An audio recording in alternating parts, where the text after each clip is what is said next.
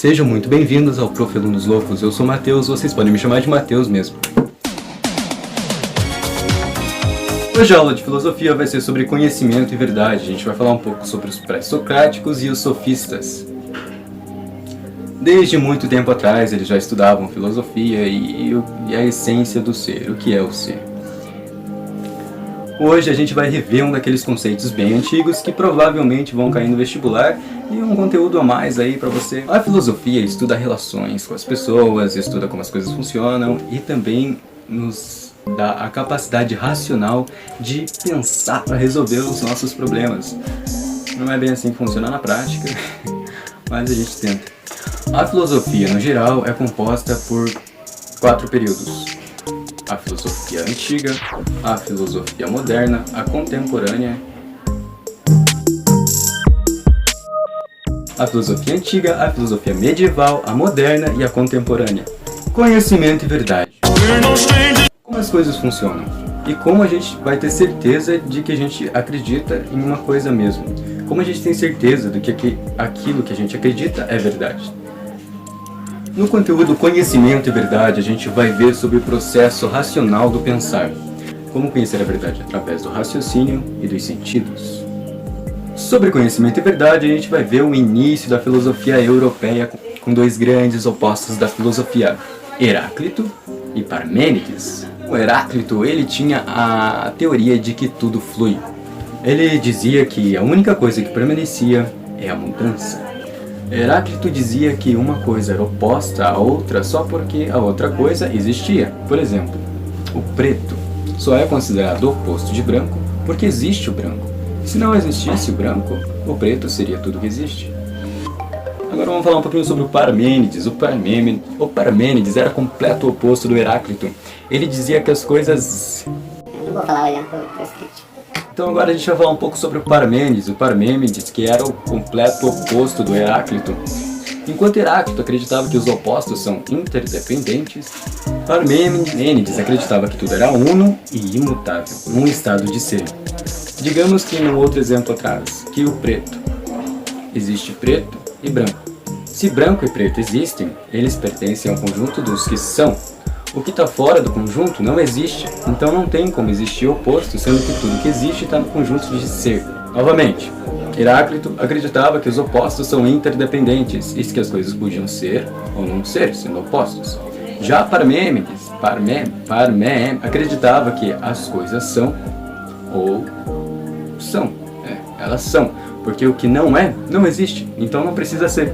Mas Mateus... Heráclito, ele acreditava nas coisas através da razão e dos sentidos. Ele dizia que as coisas são opostas e que ele podia provar racionalmente e sensorialmente de que as coisas são mutáveis. Então, como Parmênides consegue afirmar que as coisas são imutáveis, sendo que a gente consegue sentir que as coisas mudam. Olha, eu envelheço, meu dedo fica enrugado quando eu entro na água. Como que ele explica isso? Parmênides vai nos dizer que os sentidos são enganadores e que eles nos enganam. Os sofistas século V ou século IV a.C., eles ensinavam em troca de dinheiro. Eles ensinavam a convencer o outro, mesmo que estejam errados. Os filósofos sofistas, então, ensinavam em troca de dinheiro, ensinavam a argumentar por mais que o seu argumento seja errado. No período dos sofistas, tínhamos o Protágoras. O que o Protágoras diria? O homem é a medida de todas as coisas. Ele dizia que cada um tem a sua própria verdade. Então, por mais que eu convencesse você de que a Terra é plana, você tem a sua verdade de que a Terra é redonda, senão a gente vai cair. A grande crítica desses ensinamentos, por mais que ensinassem coisas falsas, levou o sofisma, que até hoje perdura na nossa sociedade como algo não muito legal. Vamos estudar agora Sócrates em Conhecimento e Verdade. Sócrates era um desses filósofos que criticavam os sofistas por ensinar em troca de dinheiro. O método pré-socrático consiste em você perguntar a uma pessoa qualquer coisa. E aí essa pessoa vai dizer com toda certeza absoluta que tal coisa é de tal maneira. Então Sócrates ia lá e falava, mas tal coisa também pode ser assim. E ia desconstruindo o argumento dessa pessoa, fazendo ela perceber de que ela não tinha tanta certeza do que ela tinha certeza. Esse método levava as pessoas a pensar por si mesmos. Eu cheguei a comentar num dos textos que eu mandei lá no grupo de que era mais ou menos assim. As pessoas que não questionam são obrigadas a acreditar naquilo que contam para elas. Mateus mesmo. É mais ou menos isso. Todo mundo conhece aquela frase famosa do Sócrates que é só sei que sei de nada. Mas por que ele falava isso? Porque ele reconhecia que as pessoas não têm tanta certeza quanto elas dizem que têm certeza. Então o conhecimento e a verdade vem através de Sócrates, através da argumentação, através do questionamento dos seus conhecimentos, até você chegar na conclusão de que você não tem tanta certeza do que você tem certeza. Mais ou menos isso. Sócrates não criticava os sofistas somente por argumentar a favor da mentira às vezes. Sócrates era contra os sofistas por ensinar em troca de dinheiro. Então o método socrático foi oferecido a muitas pessoas durante o período do Sócrates nas praças públicas, onde ele parava a pessoa na maior cautela. Ei, você...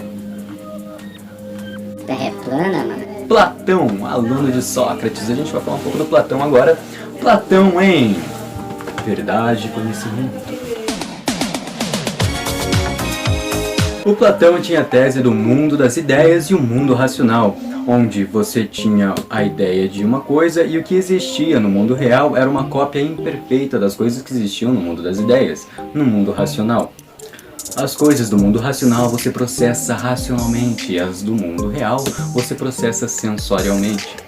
O que vai de embate lá com os outros dois filósofos que a gente começou no vídeo, falando dos pré-socráticos.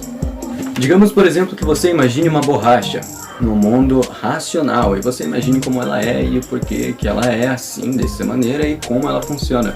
E aí você sente no mundo real uma borracha de verdade. Claramente, as borrachas não são idênticas e por isso o do mundo real é uma cópia imperfeita do mundo racional. Certo? Platão tinha a teoria da reminiscência. Teoria da reminiscência. A teoria da reminiscência diz que devemos questionar a ponto de nos recordar das coisas da vida passada. Ah, Mateus, mas ele acreditava em reencarnação? Sim, nessa época já tinha reencarnação como se fosse um tipo de religião. Não era bem definido isso ainda, mas assim, a pessoa reencarnava e nascia num corpo com uma ideia inata, mas que podia recordar das suas memórias antigas. E através do processo filosófico de Platão, as pessoas conseguiam se lembrar das coisas de suas vidas passadas. E isso se chama teoria da reminiscência. Platão, apesar de ter escrito todas as obras que conhecemos do Sócrates, por Sócrates não ter escrito nada, ele era apto à ideia da doutrina não escrita. É isso. Platão também tem um mito da caverna, e esse é muito famoso.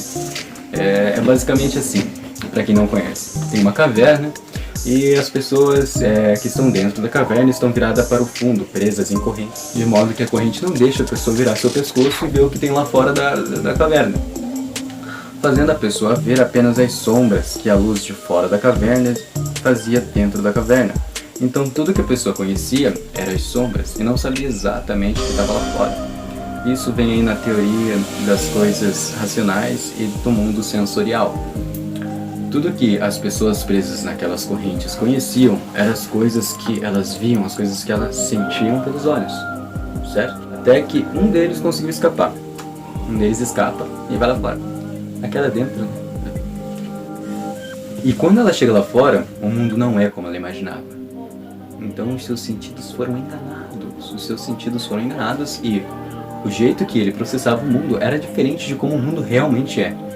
Essa aí é a historinha da caverna para vocês que não conheciam. Aristóteles em Conhecimento e Verdade.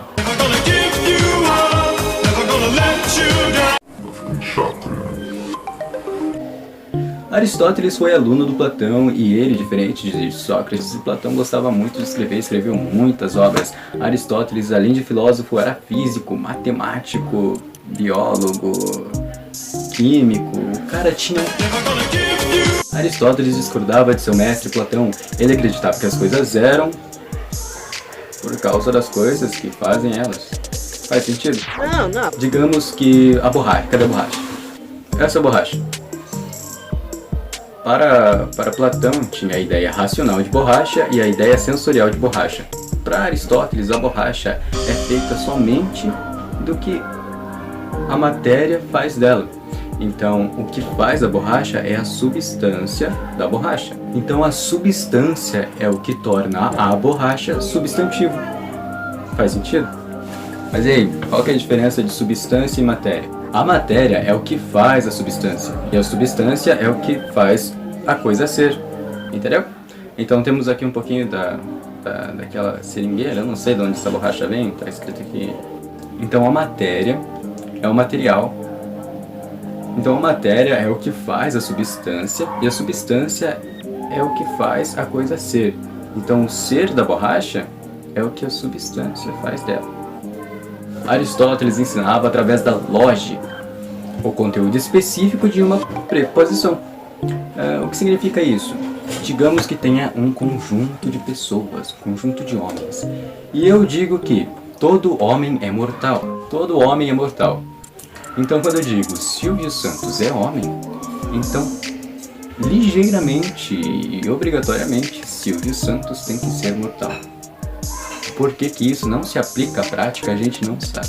Então, a lógica aristotélica funciona mais ou menos dessa maneira, sendo A igual a A, verdadeiro diferente de falso, impossível ter uma terceira opção. Então, se homem é mortal, Silvio Santos será obrigatoriamente mortal também, se ele for homem.